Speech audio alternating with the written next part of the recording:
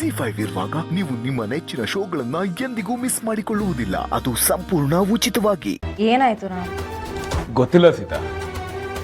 ನಮ್ಮ ಮದುವೆ ಆದಾಗ್ಲಿಂದಾನು ಚಿಕ್ಕಪ್ಪ ಫಾರ್ಮ್ ಹೌಸ್ ಅಲ್ಲೇ ಹುಡ್ಕೋತಾ ಇದ್ದಾರೆ. ಪಾಪ ಅಪರೂಪಕ್ಕೆ ಮನೆಗೆ ಬರ್ತಾರೆ. ಅವ್ರ ಮನ್ಸಿಗೆ ನೋವಾಗೋಗಿ ಏನಾದ್ರೂ ಒಂದು ಇನ್ಸಿಡೆಂಟ್ ಆಗ್ತಾನೆ ಇರುತ್ತೆ. ಇದನ್ನೆಲ್ಲ ಹೇಗೆ ಸರಿ ಮಾಡೋದು ಅಂತಾನೆ ಗೊತ್ತಾಗ್ತಿಲ್ಲ ಸೀತಾ. ಅವ್ರು ನೋವು ಪಡೋದು ನೋಡಿದ್ರೆ ನನಗೂ ಬೇಜಾರಾಗತ್ತೆ ರಾಮ್. ಆದ್ರೆ ಯಾರಿಗೆ ಅಂತ ಸಮಾಧಾನ ಮಾಡೋದು? ತಾತಂಗ, ಚಿಕ್ಕಿಗ, ಮಾವಂಗ. ನಿಜ ಸೀತಾ, ಚಿಕ್ಕಪ್ಪ ಪ್ರತಿ ಸಲ ನಂಗೇನೋ ಹೇಳಬೇಕು ಅಂತ ಟ್ರೈ ಮಾಡ್ತಾನೆ ಇರ್ತಾರೆ, ಆದ್ರೆ ಹೇಳೋದೇ ಇಲ್ಲ. ಇನ್ನೊಂದ್ ಕಡೆ ತಾತ ಅವ್ರನ್ನ ಕ್ಷಮಿಸ್ತಾ ಇಲ್ಲ. ಐ ಆಮ್ 100% ಶ್ಯೂರ್ ಸೀತಾ, ಅಪ್ಪ ಅಮ್ಮನ ಸಾವಿಗೆ ಕಾರಣ ಚಿಕ್ಕಪ್ಪ ಅಲ್ಲ. ಪ್ರಾಬಬ್ಲಿ ಅವ್ರಿಗೆ ಗೊತ್ತಿಲ್ಲದೆ ಏನೋ ತಪ್ಪು ಆಗಿರ್ಬೋದು. ಅದನ್ನ ಮರ್ತು ಕ್ಷಮಿಸೋದ್ ಬಿಟ್ಟು ತಾತ ಇನ್ನೂ ಹಠ ಸಾಧಿಸ್ತಿದ್ದಾರೆ. ಅಪ್ಪ ಅಮ್ಮನ್ ಕಳ್ಕೊಂಡಿರೋ ನಾನೇ ಚಿಕ್ಕಪ್ಪನ ಮೇಲೆ ಡೌಟ್ ಪಡೋದಾಗ್ಲಿ ದ್ವೇಷ ಪಡೋದಾಗ್ಲಿ ಏನೂ ಮಾಡ್ತಾ ಇಲ್ಲ. ಬಟ್ ತಾತ ಯಾಕೆ ಹೀಗ್ ಮಾಡ್ತಿದ್ದಾರೆ ಅಂತ ಗೊತ್ತಾಗ್ತಿಲ್ಲ ಸರ್. ಹೆತ್ತ ಮಕ್ಕಳನ್ನ ಕಳ್ಕೊಳ್ಳೋ ನೋವು ಯಾರಿಗೂ ಅರ್ಥ ಆಗಲ್ಲ ರಾಮ್. ಕಳ್ಕೊಂಡವ್ರಿಗೆ ಅಷ್ಟೇ ಗೊತ್ತಿರುತ್ತೆ.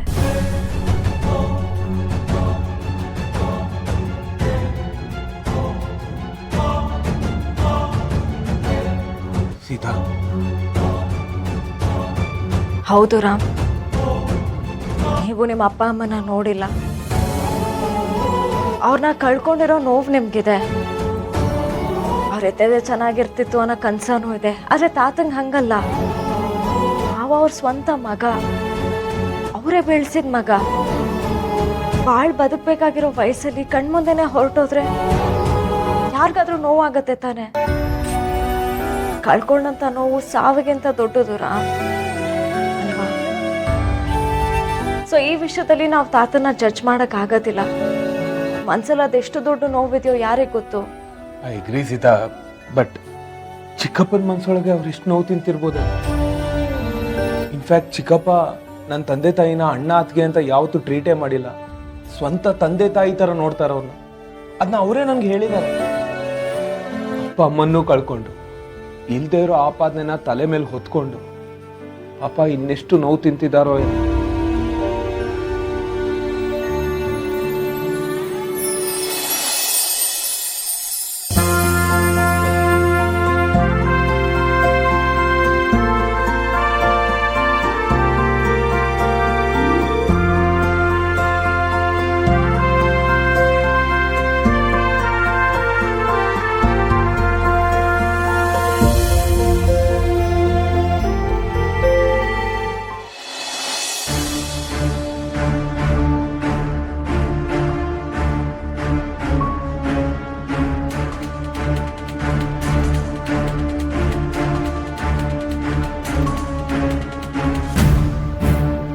ಸತ್ಯ ಹೇಳ್ತೀನಿ, ನಿಜ ಹೇಳ್ತೀನಿ ಅಂತ ಬಡ್ಕೋತಾ ಇದೆಯಲ್ಲ, ನೀನು ನಾರ್ಮಲ್ ಆಗಿದ್ರೆ ಧೈರ್ಯ ಬರಲ್ಲ.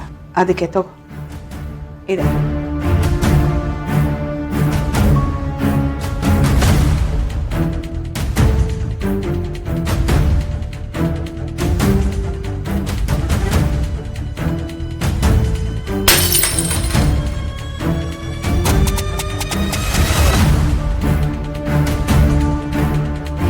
ಇದು ನೀನು ಭಾರ್ಗವಿ. ಸುಳ್ಳು ಅನ್ನೋ ಗಾಜಿನ ಕೋಟೆಯಲ್ಲಿ ಬದುಕ್ತಾ ಇರೋ ನೀನು.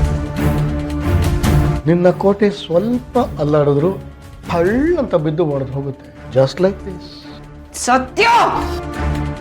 ಕೋಪ ಮಾಡ್ಕೋಬೇಡ ಭಾರ್ಗವಿ. ನಿನ್ನ ಜೀವನ ಏನಾಗಬಹುದು ಅಂತ ಹೇಳೋದಕ್ಕೆ ಇಷ್ಟೊಂದು ಕೋಪ. ಇನ್ನು ಹಾಗೆ ಆಗೋದ್ರೆ ಏನು? ಎಷ್ಟು ದಿನ ಅಂತ ಹೀಗೆ ಇರ್ತೀಯ? ಸುಳ್ಳನ್ನು ಸಿಂಗರಿಸ್ಕೊಂಡು ನೀನು ಎಷ್ಟೇ ಮೆರೆದ್ರು ಅದಕ್ಕೆ ಒಂದು ಅಂತ್ಯ ಅಂತ ಇರುತ್ತಲ್ವಾ? ಅಂತ್ಯ? ಯಾರಂತ್ಯ ಅಂತ ಕಾದು ನೋಡು ಸತ್ಯ. ಇಷ್ಟು ವರ್ಷನೇ ಕಾದಿದ್ದೀನಂತೆ, ಇನ್ನೊಂದು ಸ್ವಲ್ಪ ದಿನ ಕಾಯೋದು ನೋಡ್ದ. ಆದರೆ ಒಂದು ತಿಳ್ಕೊ, ಜೀವನ ಅನ್ನೋದು ಯುಗಾದಿ ಥರ. ಬೇವು ಬೆಲ್ಲ ಎರಡೂ ಇರುತ್ತೆ. ಇಷ್ಟು ವರ್ಷ ನಾನು ಬರೀ ಬೇವು ತಿನ್ಕೊಂಡೇ ಬಂದೆ. ಇನ್ನು ನಾನು ಸಿಹಿ ತಿನ್ನೋ ದಿನಗಳು ಶುರುವಾಗತ್ತೆ. Good luck. ಹೊಸ ಸಂವತ್ಸರಕ್ಕೆ ಎಲ್ಲ ಒಳ್ಳೇದಾಗತ್ತೆ. ನಾನು ಅಪ್ಪಾಜಿ ಹತ್ರ ಸತ್ಯ ಹೇಳಿ I am waiting. Challenge accepted. ಸತ್ಯ.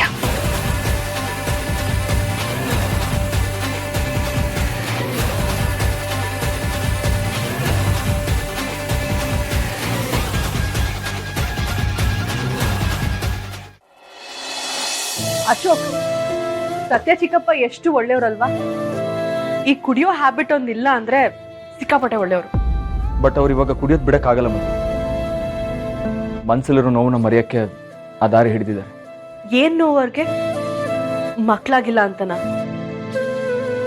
ಅಥವಾ ಸೂರಿ ಸರ್ ಅವ್ರ ಮೇಲೆ ಬೇಜಾರ್ ಮಾಡ್ಕೊಂಡಿದ್ದಾರೆ ಅಂತನಾ? ಸತ್ಯ ಚಿಕ್ಕಪ್ಪಂಗೆ ಈ ಮನೆ ಎಲ್ಲ ರಹಸ್ಯನೂ ಗೊತ್ತು. ಭಾರ್ಗವಿ ಚಿಕ್ಕಿ ಹೇಗೆ, ಅವ್ರು ಏನೇನೆಲ್ಲ ಮಾಡಿದ್ದಾರೆ ಎಲ್ಲ ಗೊತ್ತು. ಹೌದಾ? ಬಟ್ ಅವ್ರ ಹತ್ರ ಯಾವುದೇ ಸ್ಟ್ರಾಂಗ್ ಎವಿಡೆನ್ಸ್ ಇಲ್ಲ. ಅದು ಅಲ್ಲದೆ ಸೂರಿ, ಇಂದ್ರಾ ಅಂಕಲ್ಲು, ವಾಣಿ ಆಂಟಿ ಸತ್ತಿದ್ದಕ್ಕೆ ಸತ್ಯ ಚಿಕ್ಕಪ್ಪನೇ ಕಾರಣ ಅಂತ ಅನ್ಕೊಂಡಿದ್ದಾರೆ.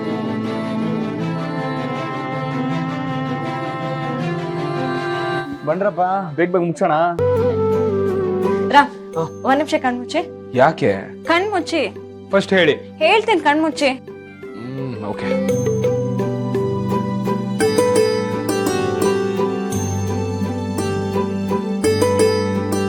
ಕಣ್ಬಿಡ್ಲಾ? ಬೇಡ.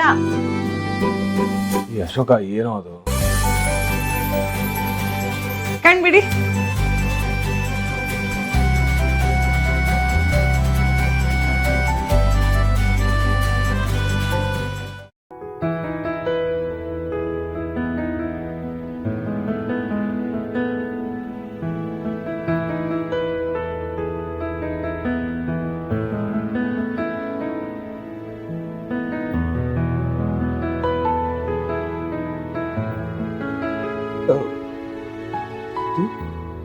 ನಿಮ್ ತಾಯಿ.